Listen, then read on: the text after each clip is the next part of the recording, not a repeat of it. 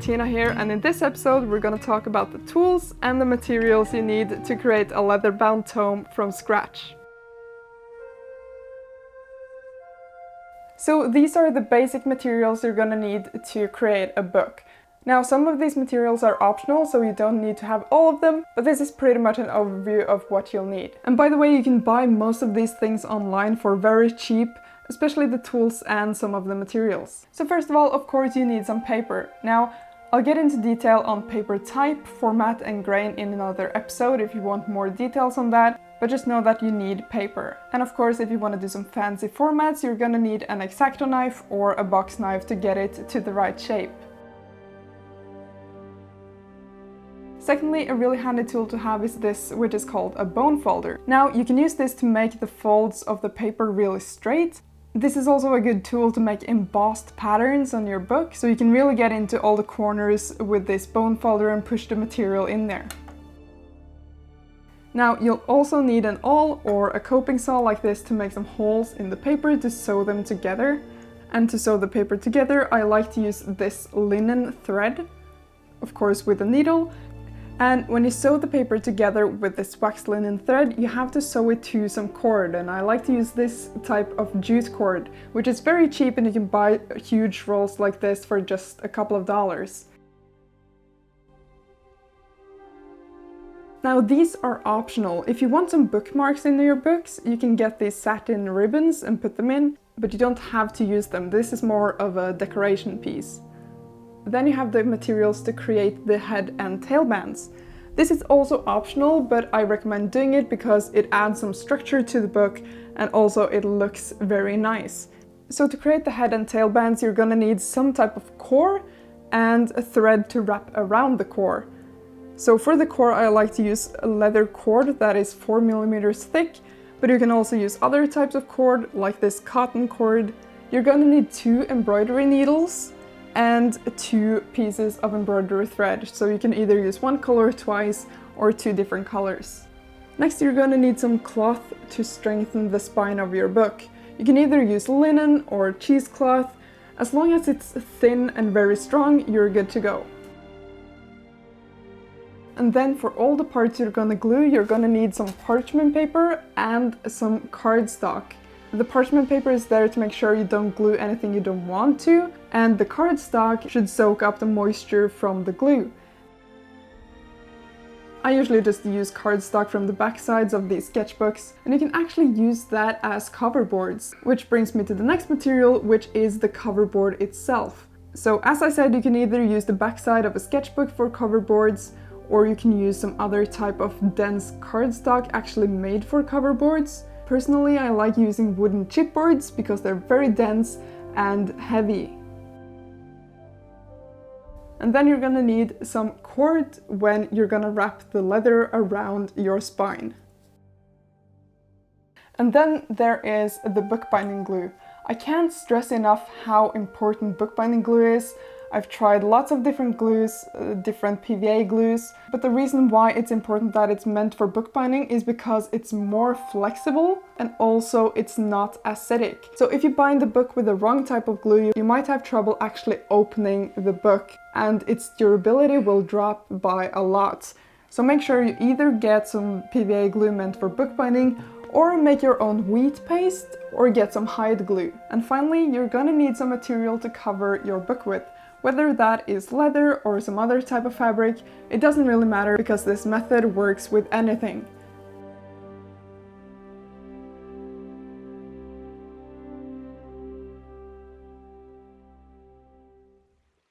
Now let's talk a little bit about special bookbinding tools. First of all, I just wanted to say that you don't really need any of these fancy tools to make absolutely beautiful books. But I just wanted to give you an idea of what kind of tools are out there and what I recommend getting first if you're planning to do a lot of this. So really the only special bookbinding tool I have is a book press. This is actually meant to be a meat press originally, and I found it online in a Craigslist-like website, and you can also find them at secondhand stores. You can also replace the book press with a heavy stack of books or some weights, or you can even make an easy DIY version like the one Sea Lemon made on YouTube. but this is, in my opinion, the most useful and the most important bookbinding tool.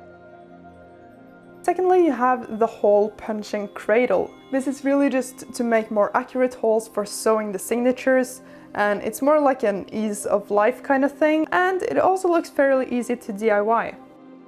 Then you have the sewing frame. And this one is also quite important, but I really think you can use any type of square frame you have available. So personally, I have used this chair for a very long time and it works very well.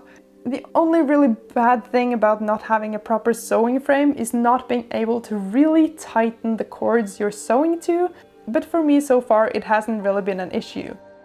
And finally, you have the finishing press. And having one of these will make everything a lot easier when gluing the fabric or the leather to the spine.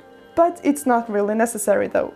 You can either wrap the cord around the book press like I do, or you can even wrap the cord around the book itself. And of course, all of these tools are used in professional bookbinding, but as I said, you don't really need any of these to make books at home.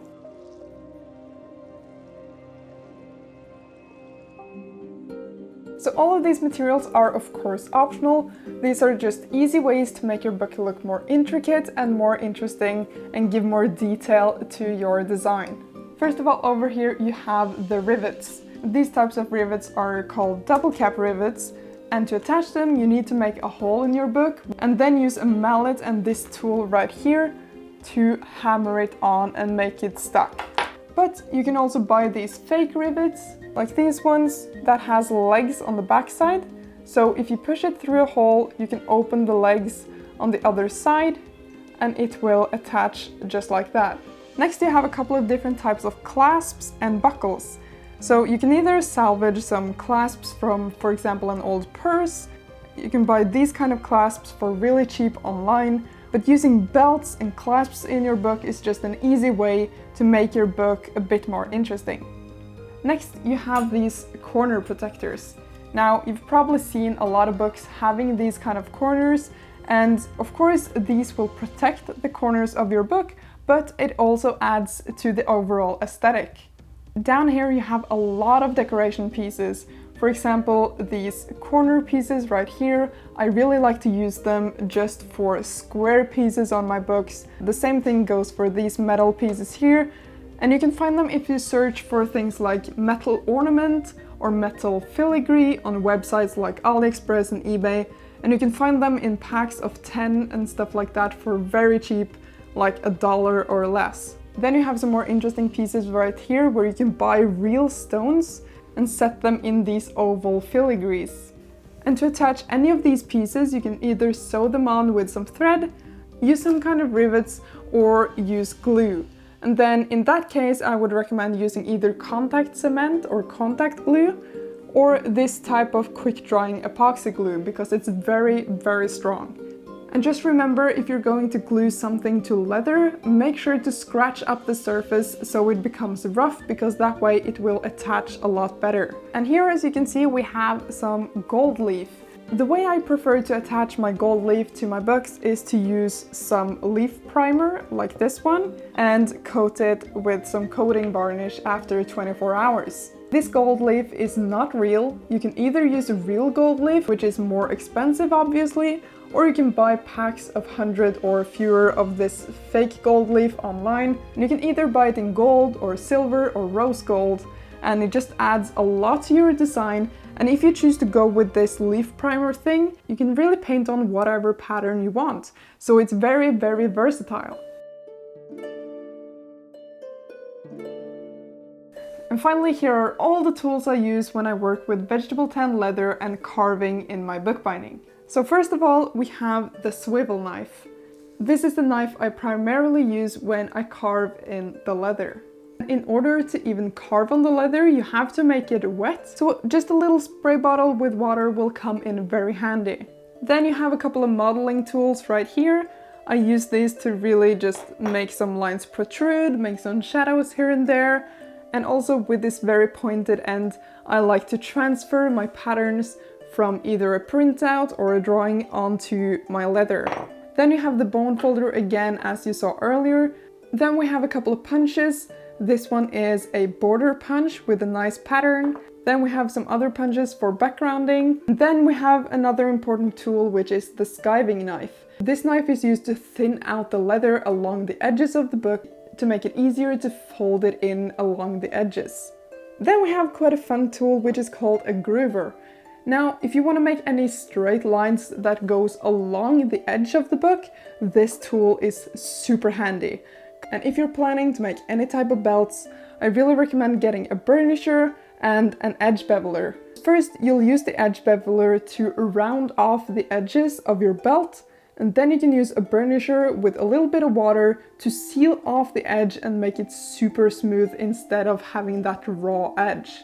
And finally, if you stain or dye your leather, you have to seal the surface with something, and I really like to use this type of leather wax. Thanks for watching this episode, and in the next one we'll start working on our book.